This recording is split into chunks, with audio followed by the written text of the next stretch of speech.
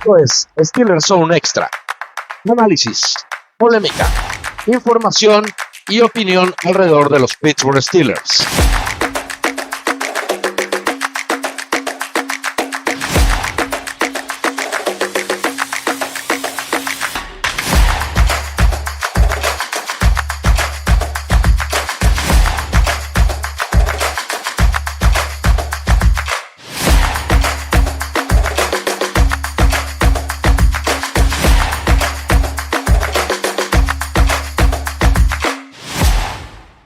Amigos, sean todos ustedes bienvenidos al episodio número 18 de la tercera temporada de Steelers Zone Extra, el podcast de Steelers 360. Soy Carlos Ortega, me da mucho gusto saludarlos desde aquí, desde la capital de la Ciudad de México. No es Kabul, todavía no es Kabul, todavía no es Bagdad, pero bueno. Cuídense mucho, mis queridos amigos, que nos escuchan en todo el territorio nacional, de verdad, cuídense mucho. Las cosas no están bien en este país en este momento.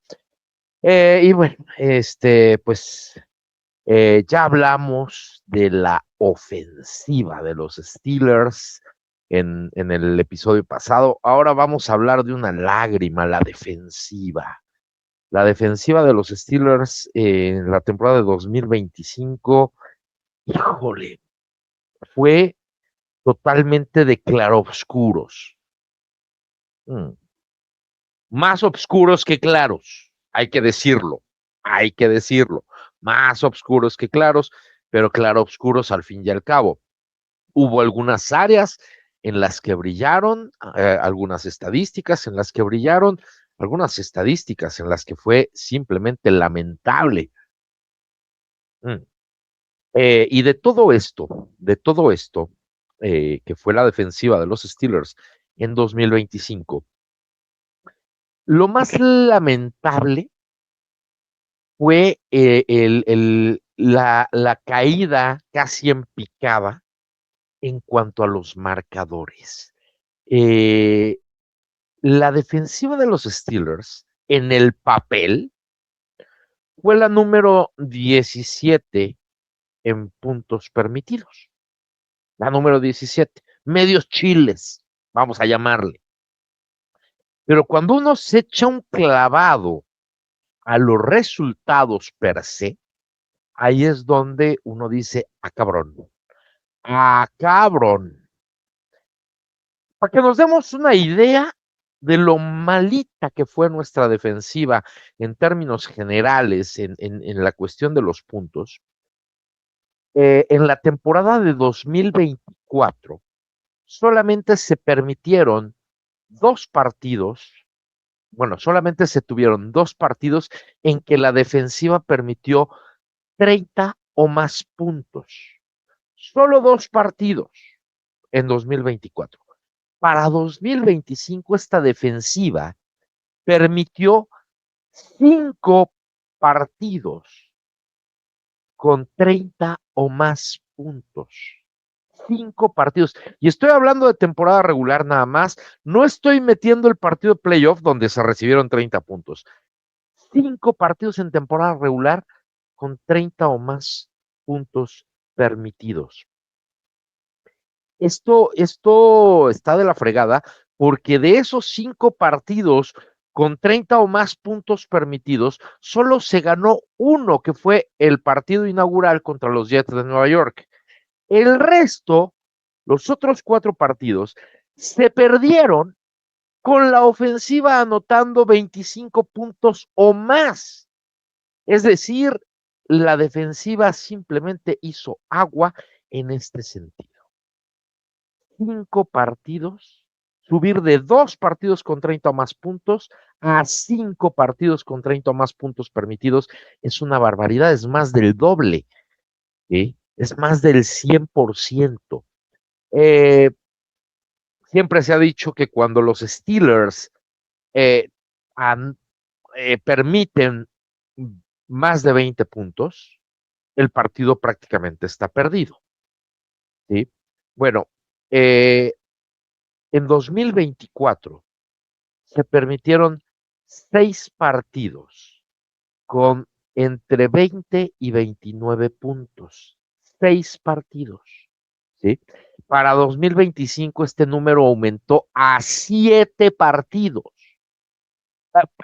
Me van a decir, es solo un partido. Sí, es solo un partido, ¿sí? Pero aumentó de 7 a 7 partidos, permitiendo 20 o más puntos. Sin embargo, a diferencia de otros años, ahora sí se ganaron más de los que se perdieron, ¿sí? De estos 7 partidos, permitiendo 20 o más puntos, el equipo ganó 5 y perdió solamente 2, ¿sí? Lo cual es una señal de lo que platicábamos la vez pasada de la ofensiva. La ofensiva funcionó, la defensiva es la que preocupa, ¿sí? Y lo más cabrón de todo esto, lo más cabrón, en 2024, los Steelers, la defensiva de los Steelers, dejó en menos de 20 puntos a los rivales en 9 partidos. 9 partidos con menos de 20 puntos. Bueno, para esta temporada nada más fueron 5, ¿sí? Prácticamente la mitad de los partidos, dejando al rival en menos de 20 puntos. Es decir, esta defensiva, a pesar de ser la número 17, medios chiles, se desfondó en relación a la temporada de 2024, que sabíamos que no había sido una temporada tan buena, ¿sí? De estos 5 partidos, se ganaron 4, se perdió 1, aquel partido contra Cleveland, donde la ofensiva simplemente se vio inoperante. Esto me parece que fue la mayor señal de que la defensa de los Steelers en la temporada de 2025 hizo agua. Podemos hablar de 1001 estadísticas y vamos a platicar algunas, pero la realidad es que en donde cuenta, que es en el marcador, esta defensiva decreció en los partidos donde prácticamente secaban al rival, se mantuvo más o menos en los partidos de 20 a 29 puntos que tanto trabajo le han costado a los Steelers cuando no ha tenido ofensiva, y, y se desfondó en los partidos donde se permitieron 30 o más puntos. ¿Sí? Realmente esta es la parte más preocupante. Eh, Estadísticamente hablando, repito, hay estadísticas buenas y hay estadísticas malas. Por ejemplo, una estadística buena es que fue la defensiva número 4 en turnovers, la número 5 en el porcentaje de drives que terminaban en una entrega de balón. Esto realmente es bueno. La número 2 en fumbles también es algo muy bueno, ¿sí? Eh, la número 6 en sacks. Uno dice, wow, pero la realidad es que cuando uno ve número 6 en sacks, dices, la cosa no va tan mal. Anduvieron rayando, arañando los 50 sacks, se quedaron en 49, fueron la número 6, ok, es top 10.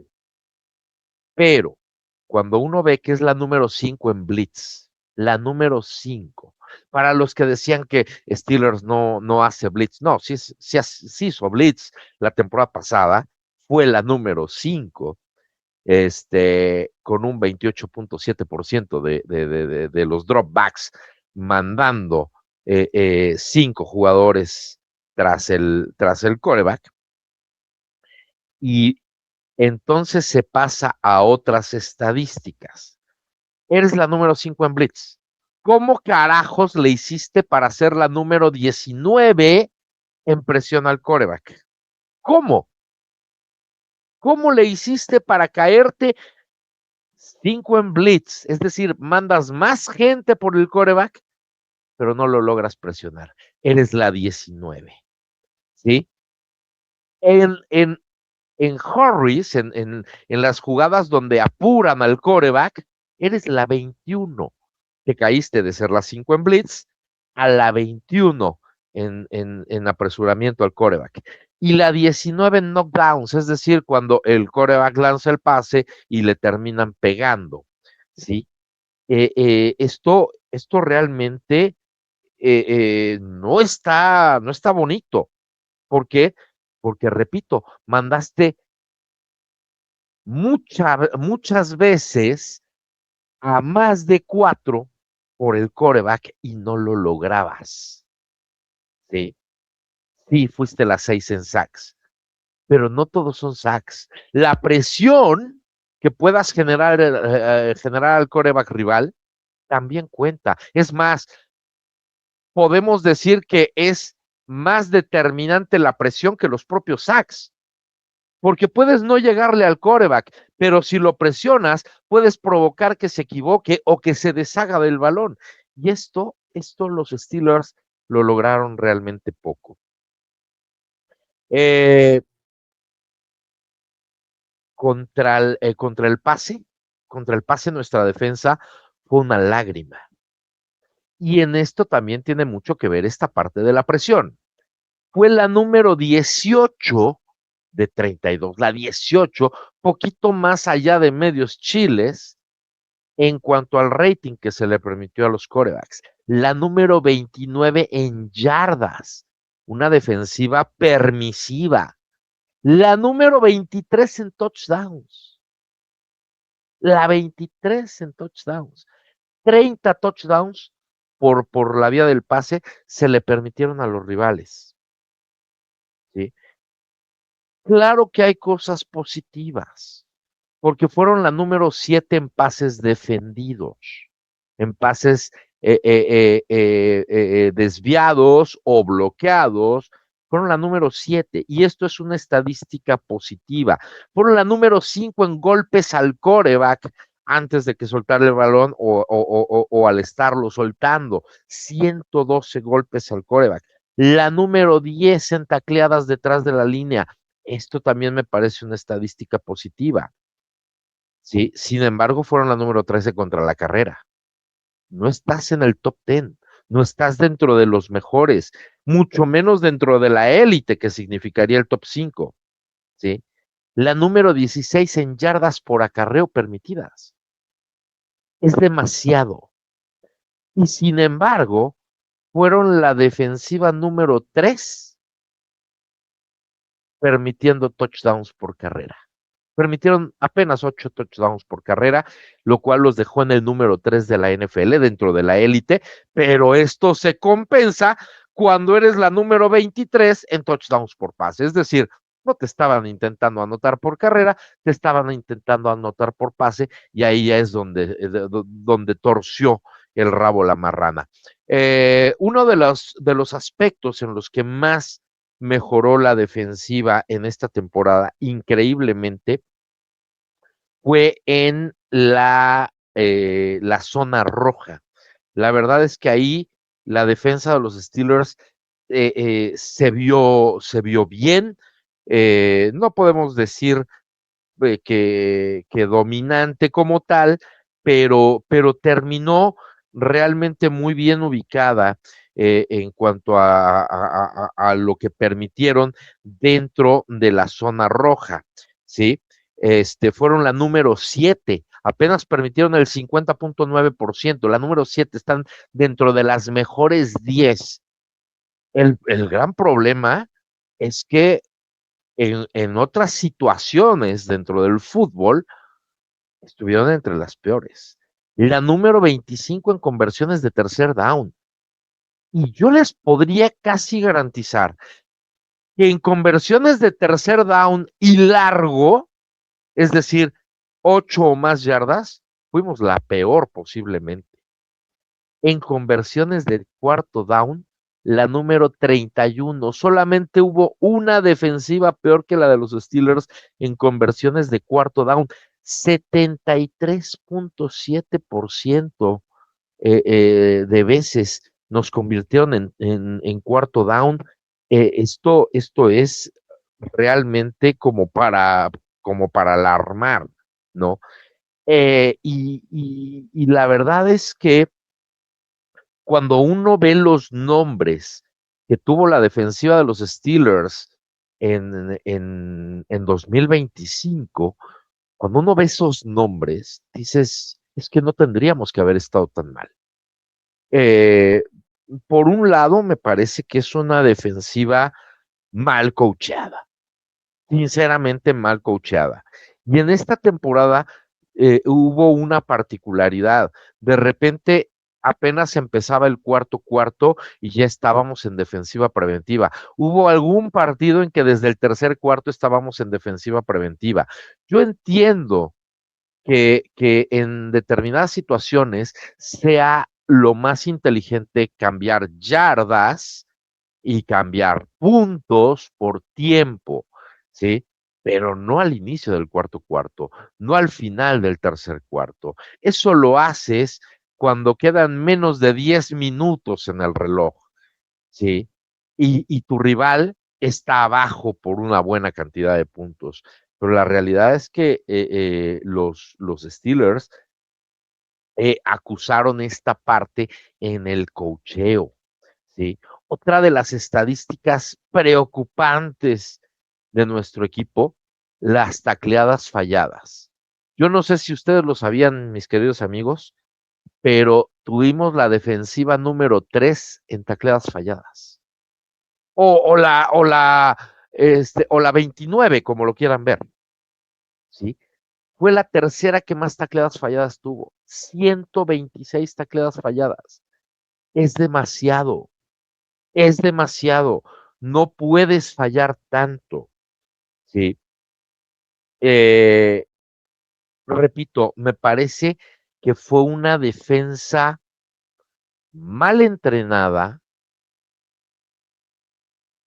más que mal entrenada, mal preparada y mal planificada, ¿sí? O sea, sí está bien la parte de buscar los turnovers, pero no puedes depender exclusivamente de la jugada grande. Tienes que aprender también a detener cuando no haces la jugada grande. Y esta defensiva no supo detener sin la jugada grande, ¿sí? Y esto realmente es un problema porque es algo que, como lo mencionamos durante la temporada, es insostenible. Es simplemente insostenible. No puedes jugar nada más a eso. Tienes que detener primero y después buscar la jugada grande, que repito, es algo importante en la NFL actual. Las mentes defensivas jóvenes, por ejemplo, el caso del señor Shula, que no llegó como head coach de los Steelers, es un tipo que privilegia los intercambios de balón. Sí, pero también el detener al rival, el no regalar las conversiones de tercero y cuarto down, como sí hace la defensiva de los Steelers bajo Terry Lostin. Me parece que tanto Terry Lostin como Mike Tomlin, que son quienes manejaban esta defensiva, la convirtieron en una defensiva mala por diseño, mala por planificación, mala por preparación. Había partidos donde uno decía, puta güey, neta entrenaron, neta sí practicaron, sí prepararon el partido, o sea, de verdad, ¿sí? Sí tienen una estrategia que no sea un robo de balón, una intercepción, un lo que sea, sí hay una estrategia. Me parece que ahí los Steelers es donde más fallaron defensivamente hablando. No estoy exculpando a los jugadores tienen gran parte de culpa. Y otra parte, dentro de este diseño malo de la defensiva de los Steelers, es lo estática que fue la defensiva de los Steelers. Lo platicamos varias veces. Mm. Una defensiva estática no es que esté parada, no, no, no. Es que cuando se para, ya sabemos qué va a hacer cada quien. Ya sabemos que si TJ Watt se alineó por el lado izquierdo de la línea en técnica 7, ya sabemos que va a ir por el quarterback. Ya sabemos que si TJ Watt no se alineó en técnica 7, se alineó en técnica 5, está esperando carrera. Ya sabemos que el corner del lado derecho va a ir con tal receptor y de ahí no lo van a soltar. Ya sabemos que el nickelback va a ir a su zona. Ya eso ya lo sabemos. O sea, era una defensiva estática, franca, donde uno, desde el momento que se paraban en la toma abierta, ya sabíamos lo que podía venir. ¿Sí? Y esto es una complicación y es un mal diseño. Por eso insisto, la defensiva de los Steelers versión 2025 fue una defensiva mala por diseño, ¿sí? ¿Por qué? Porque en el fútbol americano, es más, casi en cualquier deporte de conjunto, el arte del engaño es importante. Es importante el arte del engaño. O sea, cuando uno ve un partido de básquetbol, las pantallas que se hacen son precisamente eso, son el arte del engaño, ¿sí? Cuando uno ve el voleibol, ¿sí? El acomodador lo hace y uno ve brincando a 3 para hacer el remate, pero solo lo puede hacer uno. Los otros están engañando, ¿sí? Eh, en el béisbol también existe el arte del engaño, en el fútbol soccer existe el arte del engaño. Y en el fútbol americano no es la excepción. Una defensiva estática no engaña a nadie. ¿Qué pasa cuando no tienes una defensiva estática? Cuando tienes una defensiva que avisa blitz y va a cobertura. Ahí confundes al quarterback. ¿Qué pasa cuando tienes una defensiva donde el free safety se pone del lado débil de la formación, pero termina botándose hacia el centro para buscar engañar al quarterback? ¿Qué pasa si mandas un stunt junto con tu pass rush? ¿Sí? En fin, hay muchas formas de engañar. Sí, hay shift, hay muchas formas de engañar a tu rival. Y Terry Austin y Mike Tomlin no sabían engañar a sus rivales. Eran una defensiva totalmente franca, totalmente noble, donde ya sabíamos lo que venía de antemano. Y eso, repito, la convierte en una defensiva mala de origen. ¿Qué es lo más desesperante? Vuelvo a lo mismo, que los jugadores no son malos. Cuando uno ve a los jugadores, hay jugadores que vienen subiendo, hay jugadores que están en el estrellato, hay jugadores que tal vez estaban en el estrellato y empiezan su declive, pero son buenos jugadores, realmente buenos, ¿sí? Entonces, me parece que fue una defensiva mal coachada definitivamente, y esto pues se vio, ¿sí? ¿Cómo calificaríamos o cómo calificaría su servidor a cada una de las unidades? Me parece que el primer nivel, es decir, la defensiva frontal, vamos a hablar de los 5 frontales, los 3 internos y los 2 externos, los linebackers externos.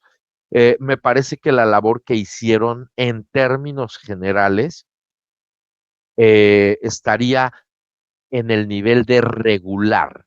Es decir, tuvieron momentos buenos en los sacks, en los golpes al quarterback, mejoraron un poco contra la carrera, las tacleadas detrás de la línea, pero la presión no fue la ideal, pero las yardas por acarreo no fueron la ideal, en fin, me parece que podemos hablar de regular, así simple, simple. Y esto a pesar de que Cameron Hayward tuvo una temporada de All Pro, fue segundo equipo All Pro, es una temporada de All Pro a sus 36 años, me parece que tiene una buena temporada. Yo creo que dentro de esta frontal, obviamente es de lo más destacado. Keanu Benton tiene una buena temporada. El novato de Rick Harmon nos mostró muy buenas cosas. YJ Black nos muestra muy buenas cosas también, aunque no dejan de ser novatos, ¿sí? TJ Watt, a pesar de los pesares, fíjense lo que son las cosas, a pesar de todo lo que se ha dicho, que yo he dicho también del cambio y de la baja y etcétera, etcétera, que hay una baja en la performance, hay una baja en la producción, pero aún así volvió a ser el jugador más disruptivo por encima de Alex Highsmith, que tuvo una muy buena temporada, ¿sí? Fue el líder en sacks, eh, eh, pero con todo y todo alcanza nada más para regular. ¿Por qué? Mucho por ese diseño. El segundo nivel, vamos a hablar de los internos y por momentos de los externos. Me parece que aquí, sobre todo en los internos, la temporada fue de mala a regular. A pesar, a pesar de la gran temporada que hace Peyton Wilson.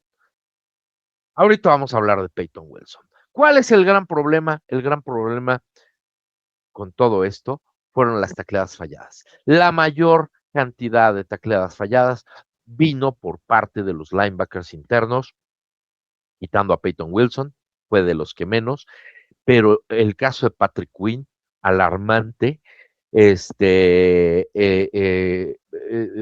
Malik Harrison, Cole Holcomb, en fin, hubo bastantes tacleos fallados por parte de ellos. Afortunadamente no siempre terminaron en jugadas grandes para los rivales, pero me parece que fue de regular a mala. Aquí el que destaca, insisto, es Peyton Wilson. Peyton Wilson, para los que piensan que todavía no está listo, Peyton Wilson tuvo 400 snaps menos que Patrick Quinn y sin embargo tuvo más tacleadas. Y sin embargo, con 400 snaps menos, tuvo solo 2 tacleadas menos detrás de la línea que Patrick Quinn. Tuvo un golpe al quarterback menos que Patrick Quinn. Me parece que Peyton Wilson está a punto para convertirse en el linebacker interno de 3 downs. Y yo de hecho le daría las gracias a Patrick Quinn porque libera un chingo de espacio en el tope salarial, ya sea por vía trade o ya sea vía corte, pero darle las gracias porque creo que Peyton Wilson ya emergió y puede convertirse en el líder de esa parte media de la defensiva, el hombre que le dé el equilibrio, el hombre de 3 downs. Yo creo que Peyton Wilson está más que listo. Necesitarán buscar a alguien que le acompañe, pero bueno, eh, pero él es el más destacado. Así como Cameron Hayward es el más destacado en la frontal, Peyton Wilson en el segundo nivel es el más destacado. El tercer nivel. Ay, el tercer nivel es un pinche dolor de cabeza. También con grandes claroscuros. 30 touchdowns permitidos por la vía del pase. 30. Muchísima confusión en el perímetro. La lesión de Sean Elliott vino a darle al traste a muchas cosas. Eso es un hecho. Sin embargo, Kyle Duggar me parece que no lo hace tan mal. Me parece que cumple una buena labor como emergente. El gran problema está, o gran parte del problema está en el otro safety. El otro safety originalmente estaba proyectado Juan Thornhill para ser el free safety. Algo pasó con Juan Thornhill que terminan cortándolo. Este muchacho simplemente o no entendió el sistema o nunca se adaptó, no sé qué haya pasado con él, porque pues un tipo que fue titular en 3 Super Bowls, que no lo había hecho mal en su carrera, simplemente naufragó. No le tuvieron nunca la confianza, le tenían más confianza a Chuck Clark que a él. Y cuando cortan a este hombre, terminan con Jalen Ramsey. Jalen Ramsey sabíamos que podía ser un safety, pero a mí me quedó claro al final de la temporada que no puede ser un safety de tiempo completo. Jalen Ramsey creo que es un muy buen nickelback ya a estas alturas de su carrera.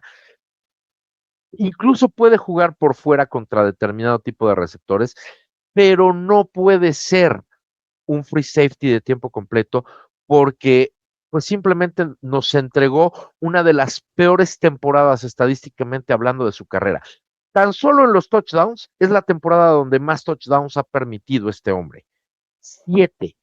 En toda su carrera jamás había permitido 7 touchdowns. Aún en equipos tan malos como los que había estado, no había permitido 7 touchdowns. Y este año sí.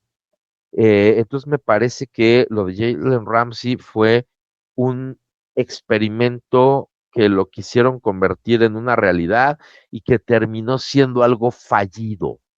Eh, lástima por Jalen Ramsey, porque la verdad el cuate es toda disposición y donde lo pongan él juega, pero simplemente ahí no funcionó. Yo no sé si lo vean para la siguiente temporada, el nuevo mando, si lo vean ahí, pero ese es un problema. Esa posición hoy está siendo un problema. Sí, vamos a ver cómo lo solucionan, pero hoy por hoy es un problema. Eh, los corners, híjole, aquí fue todo un desmadre también, porque trajeron a un corner experimentado, a un corner laureado, ganador del Super Bowl, que simple y sencillamente no dio el ancho. No, odio esa expresión de no dio el ancho. Cada vez, cada vez que algún quarterback lanzaba un pase en dirección del señor, y que ya hasta su nombre se me olvidó, el hijo de la chingada, porque es malísimo, del señor Darius Slay. Cada vez que mandaban un pase, venía la jugada grande. De verdad, venía la jugada grande, ¿sí? Y la realidad es que Darius Slay, pues simple y sencillamente no funcionó. Lo vencían por velocidad, se lesionaba en cada partido salía por lesión, pero nunca se lesionaba lo suficiente como para dejarlo sentado el siguiente partido, hasta que se lesionó un poco más y decidieron cortar a el señor Darius Slay, que, repito, firmó una temporada realmente infame. Y ahorita les voy a hacer un comparativo, ¿sí? Afortunadamente emergió eh, eh, James Pierre, afortunadamente, que James Pierre terminó como el corner mejor calificado en cobertura por Pro Football Network en la temporada, ¿sí? La verdad es que este muchacho James Pierre no lo hizo nada mal. O sea, cuando uno compara, por ejemplo, con Darius Slay. Darius Slay fue titular en 9 partidos, James Pierre en 5, ¿sí? Darius Slay permitió 337 yardas, James Pierre apenas 130, ¿sí? James Pierre no permitió touchdown, Darius Slay sí permitió un par, y ya no lo comparemos con Joey Porter, ¿sí? Brandon Eccles me parece que también tiene una buena temporada, mejor en el nickelback, aunque de repente lo ponían por fuera, también lo hacía bien. Por ahí tuvo sus momentos de naufragio, permitió un par de touchdowns, sí permitió un gran porcentaje de pases completos, pero vaya, en este perímetro los dos que sobresalieron fueron obviamente Joey Porter y James Pierre. Lo de Joey Porter es, y esto lo digo de verdad, amigos, era de All Pro y decidieron ignorarlo, pero es una temporada de All Pro. Permitió que le completaran menos del 50% de los targets, ¿sí? 48.5% se los completaron. Apenas 333 yardas en toda la temporada fue lo que permitió, 0 touchdowns. De hecho, Joey Porter, que tiene 3 temporadas ya completas, solo ha permitido un touchdown en toda su carrera y fue en su temporada de novato. Lleva 2 temporadas sin permitir touchdown, ¿sí? Y en el caso de James Pierre, ya hablábamos, ¿no? 130 yardas, 0 touchdowns, y permitió el 42.9% de los pases, se los completaron, apenas 15 de 35. Entonces, el rating que permitió James Pierre, 41.4. El rating que permitió Joey Porter, 57.2. La realidad es que estos dos muchachos fueron las estrellas de un perímetro malo, de un perímetro confundido, y de un perímetro donde simplemente solo ellos dos funcionaban. El problema no era que le lanzaran a ellos dos que iban por fuera, el problema es que por dentro, con los alas cerrados y con los receptores slot, nos vacunaban un día sí y al otro también. Y venían las tacleadas falladas de Jalen Ramsey, y venían las tacleadas falladas de Kyle Duggar, y venían lo permisivo de repente de Eccles. Fue un perímetro, repito, malo. Como toda la defensiva, mala por diseño, un perímetro malo por diseño, donde de repente, y esto es algo muy interesante. Mm, Sabemos que James Pierre y Joey Porter Jr. son dos corners de presión. Son dos tipos que van hombre a hombre. Si los ponen en zona, sufren mucho. Y entonces, de repente los veíamos a ellos haciendo su cobertura de presión, pero la frontal no presionaba. Y eso mata la cobertura de presión. ¿Por qué? Porque va a llegar el momento en que se aflojen las marcas. O los veíamos intentar zona y de verdad era lamentable, ¿sí? No había como una sincronía entre lo que tenía que hacer, no había una conexión, lo dije varias veces en los lives, no se veía una conexión entre el primer nivel, el segundo nivel y el tercer nivel. Había una total desconexión.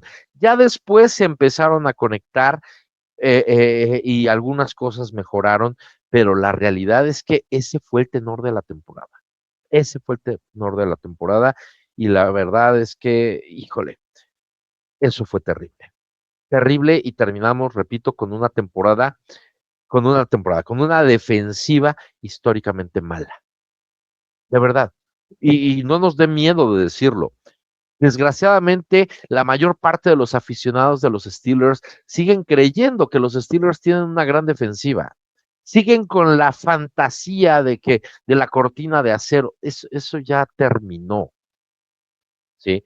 Siguen con la fantasía de que los sacks te van a llevar a ganar campeonatos. Eso no existe, ¿sí? Se necesita una defensa bien entrenada, bien diseñada, bien preparada, bien planificada. Y eso es lo que no se tuvo. ¿Qué es lo que sigue para la defensiva de los Steelers? Hmm. Sigue un nuevo coordinador defensivo que es la antítesis de Terry Austin. Es un tipo al que le gusta engañar a su rival, que la mayor parte de su trabajo de planificación va encaminado a engañar al rival, disfrazar coberturas, disfrazar el blitz, disfrazar todo. Eso es lo que ofrece Patrick Graham, ¿sí? La antítesis de la defensiva estática de Terry Austin y Mike Tomlin, ¿sí? Y nadie se extrañe si es que se queda TJ Watt, que lo veamos entrar por varios lados, ¿sí? No nada más por su lado. Es un tipo al que le gusta la variedad. Ya dijo que le gustan los jugadores que tiene, que está esperando poder trabajar con ellos, ¿sí? Tiene la realidad, y de verdad, tiene pocos huecos que llenar. Mm. En la frontal tiene 3 tipos jóvenes y buenos. 2 de ellos novatos y uno en su tercer año. Bueno, que terminó su tercer año. Se trata de Keanu Benton. Y tiene un gran veterano como Cameron Hayward, que no sabemos si va a jugar la temporada. Él no se ha pronunciado sobre si va a jugar o no la temporada, ¿sí? Pero eso es lo que hay. Me parece que si se va Hayward, el equipo tendrá que escoger a alguien en rondas altas para complementar a estos 3 hombres que existen, ¿sí? Veremos qué pasa con un Necesio Tomewo, veremos, vaya, qué pasa con Logan Lee, ¿sí? Pero de entrada tiene una frontal interesante con la duda de Hayward. En el linebacker, yo creo, si no una limpia, me parece que Peyton Wilson, Malik Harrison y Carson Brunner son una buena base para empezar, ¿sí? Que se puede mejorar, sí. Que creo que se va a mejorar vía la agencia libre y el draft, también, ¿sí? Que Patrick Quinn debe salir de los Steelers, también lo creo. Patrick Quinn no es malo, el problema es que es caro para lo que ofrece. Patrick Quinn no tuvo un descenso en sus números habituales, pero tampoco tuvo un ascenso. Se quedó ahí y cobra más. Entonces, creo que Patrick Quinn eh, eh, hace más daño quedándose que yéndose. ¿Sí? Está también el caso de Cole Holcomb, que la verdad es que ya no tiene razón de ser en el equipo. Llegó a ser muy valioso hasta que lo pusieron a cubrir un receptor y se lesionó. Y la temporada pasada fue limitado a jugar en equipos especiales. Carson Brunner juega muy bien equipos especiales, fue un baluarte de los equipos especiales, fue votado en el All Pro para equipos especiales, aunque no logró quedarse. Me parece que Carson Brunner puede ya dar el salto también a la defensiva sin dejar los equipos especiales. Y repito, que lleguen un par, uno de la agencia libre y uno del draft, o tal vez 2 del draft, no lo sabemos, pero vienen jugadores muy interesantes. En los linebackers externos, yo no creo que vaya a haber un cambio. Me gustaría que lo hubiera, sí, pero la verdad es que el pie veterano que se tiene es muy bueno. Y a Nick Herbig se le puede renovar, extender el contrato sin que sea todavía oneroso para que siga estando ahí detrás como el top backup y Jack Sawyer como el complemento. Me parece que hay un buen presente con Watt y Highsmith, siempre y cuando Watt cambie su forma de jugar, y hay un gran futuro con Herbig y Sawyer. Eh, y en la parte del perímetro, ahí sí hay que tapar hoyos. Se necesita un free safety urgentemente, ¿sí? Y un free safety, además, a la idea del señor Patrick Graham. Y a la idea de Jason Simmons, se necesita un free safety. Se necesita, ¿sí? Se tiene un buen strong en la figura del señor de Sean Elliott, que esperemos regrese bien de su lesión. Pudieran firmar de regreso por una cantidad razonable a Kyle Duggar y que sea el backup de Sean Elliott. Vamos a ver qué tanto crece el señor Sebastián Castro como free, pero no está todavía para ser titular. Se necesita alguien y sobre todo creo que se necesita alguien de la agencia libre si es que la idea del equipo es mejorar, aunque no descuidaría el draft, igual buscar también a alguien en el draft. Los corners tienen que darle el gran contrato mínimo con promedio de 30 millones a Joey Porter Jr. Tiene los números, tiene el rendimiento, no ha sido reconocido porque no intercepta muchos pases, pero tampoco le completan muchos. Lo tienen que extender al final del día. Pueden firmar de regreso a James Pierre por una temporada, ya llegó a los 30 años, y pueden buscar en el draft algunas soluciones. En el nickelback creo que estamos cubiertos con Eccles, pero tampoco descartaría un nickel que llegue vía draft o que llegue vía agencia libre. Creo yo que es una buena opción hoy por hoy Eccles. Y hay que ver los que están con contratos a futuro, sobre todo Deshaun Jamison, que tiene cosas bastante interesantes. Pero sí, definitivamente el perímetro es donde hay hoyos por tapar. Sobre todo los safeties, uno pensando en la salud de Deshaun Elliott y el otro pensando que Jalen Ramsey no es el safety que esperábamos, no puede jugar tiempo completo como safety y si es demasiado caro para hacer un nickelback. Es demasiado caro. Liberas 19.5 millones de dólares dejando ir a Ramsey o cambiándolo, ¿sí?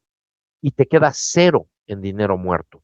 Entonces, creo que Ramsey es uno de los abocados a salir junto con Patrick Quinn.